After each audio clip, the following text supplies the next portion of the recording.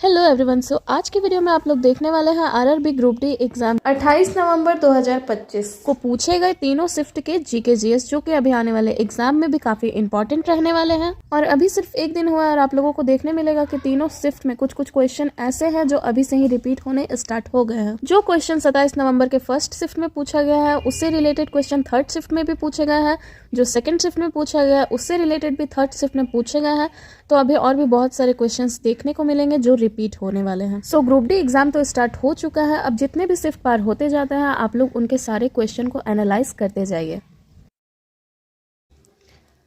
सो यहाँ पे first question पूछा गया है 2025 में किस क्रिकेटर को पद्मश्री अवार्ड से सम्मानित किया गया है। तो देखिए 2025 में पद्मश्री अवार्ड से रविचंद्रन अश्विनी क्रिकेटर को सम्मानित किया गया है। अगर क्वेश्चन ये पूछा जाए कि 2025 में कुल कितने लोगों को पद्मश्री अवार्ड से सम्मानित किया गया है, तो 2025 में कुल 113 लोगों को पद्मश्री अवार्ड से सम्मानित किया गया है।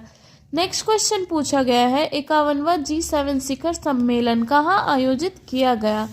तो देखिए 51वां G7 शिखर सम्मेलन कनाडा शहर के कनानासिस्कस अल्बर्टा में आयोजित किया गया है और ये 15 से 17 जून 2025 तक आयोजित किया गया था। नेक्स्ट क्वेश्चन पूछा गया है 2025 में किस पैरा शूटिंग कोच को द्रोणाचार्य पुरस्कार दिया गया है। तो देखिए 2025 में सुभाष राणा, जो कि पैरा शूटिंग के कोच हैं, इन्हें द्रोणाचार्य पुरस्कार से पुरस्कृत किया गया था। नेक्स्ट क्वेश्चन पूछा गया न्यूटन के गति के प्रथम नियम को किस नाम से जाना जाता है। तो देखिए इससे रिलेटेड क्वेश्चन पहले भी पूछा गया था और उसमें पूछा गया था न्यूटन के गति का तीसरे नियम का उदाहरण, पर यहाँ पे पूछा गया है कि न्यूटन के गति के प्रथम नियम को और किस नाम से जाना जाता है। तो देखिए प्रथम नियम कहता है कि एक वस्तु अपना उसी स्थिर अवस्था में तब तक रहेगा जब तक उस पर कोई बाह्य बल ना लगाया जाए। इसके साथ ही न्यूटन के गति के प्रथम नियम को जड़त्व का नियम भी कहते हैं। अगर क्वेश्चन पूछा जाए कि न्यूटन के गति के दूसरे नियम को किस नाम से जाना जाता है, तो न्यूटन के गति के दूसरे नियम को संवेग का नियम कहते हैं और इसका फॉर्मूला है F = ma। इसे आप लोग फादर = माँ करके भी याद कर सकते हैं। न्यूटन के गति का तीसरा नियम पूछे तो न्यूटन का गति का तीसरा नियम कहता है प्रत्येक क्रिया के विपरीत प्रतिक्रिया होना। तो देखिए इसका उदाहरण हो जाएगा बंदूक से चली हुई गोली। जो बंदूक का गोली होता है वो क्रिया करता है और बंदूक चलाने पे जो झटका लगता है उसको प्रतिक्रिया कहते हैं। नेक्स्ट क्वेश्चन पूछा गया रदरफोर्ड का अल्फा कण प्रकीर्णन प्रयोग किसकी खोज के लिए उत्तरदायी था। तो देखिए रदरफोर्ड का अल्फा कण प्रकीर्णन प्रयोग एटॉमिक न्यूक्लियस यानी कि परमाणु नाभिक की खोज के लिए उत्तरदायी था। नेक्स्ट क्वेश्चन पूछा गया अंतर्राष्ट्रीय बिग कैट अलायंस IBCA की पहली महासभा कहाँ आयोजित की गई थी। तो देखिए अंतर्राष्ट्रीय बिग कैट अलायंस IBCA की पहली महासभा जून 2025 में नया दिल्ली में आयोजित किया गया था। इस अंतर्राष्ट्रीय बिग कैट अलायंस महासभा में 7 प्रमुख बड़ी बिल्ली की प्रजातियों के संरक्षण पर ध्यान केंद्रित किया गया था।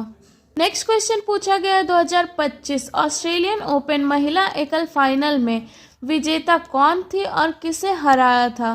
तो देखिए 2025 ऑस्ट्रेलिया ओपन में महिला एकल का खिताब जीतने वाली है मैडिसन कीज और इसने फाइनल में किसे हराया था।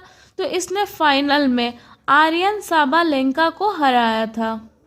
अगर क्वेश्चन ये पूछा जाए कि 2025 ऑस्ट्रेलियन ओपन में पुरुष एकल का खिताब जीतने वाले फाइनलिस्ट कौन है, तो ये है जैनिक सिनर।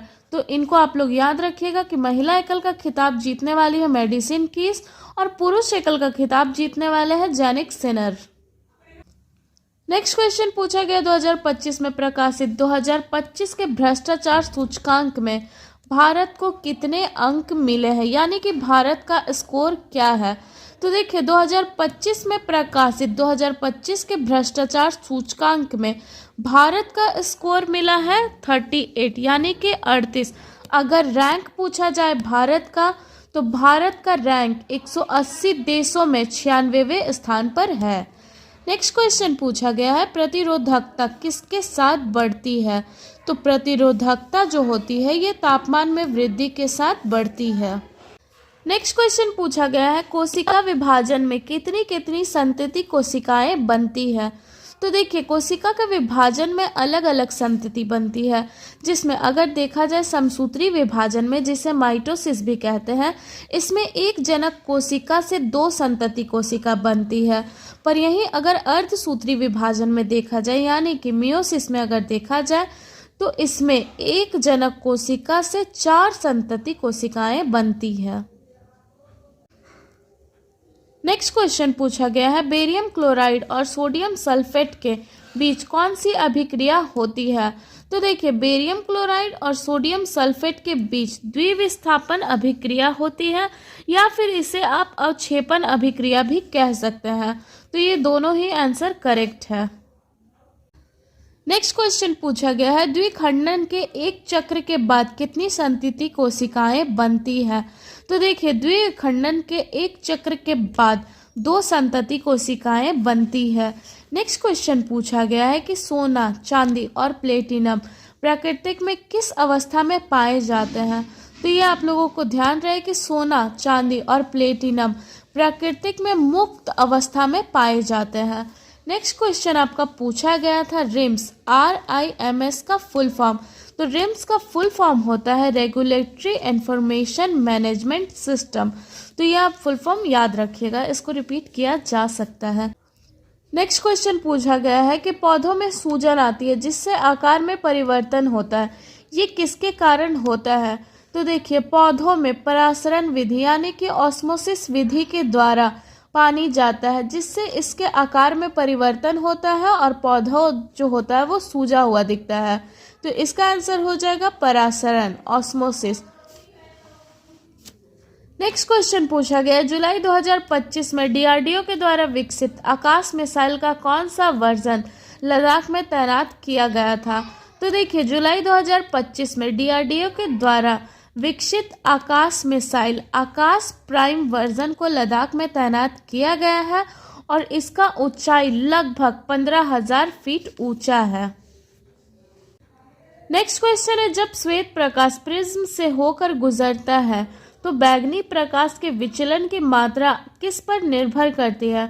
तो देखिए जब श्वेत प्रकाश प्रिज्म से होकर गुजरता है तो बैंगनी प्रकाश के विचलन की जो मात्रा होता है ये तरंगधैर्घ्य यानी कि ये वेवलेंथ पर निर्भर करता है। नेक्स्ट क्वेश्चन पूछा गया है आयाम निम्नलिखित में से किसके समानुपाती होता है।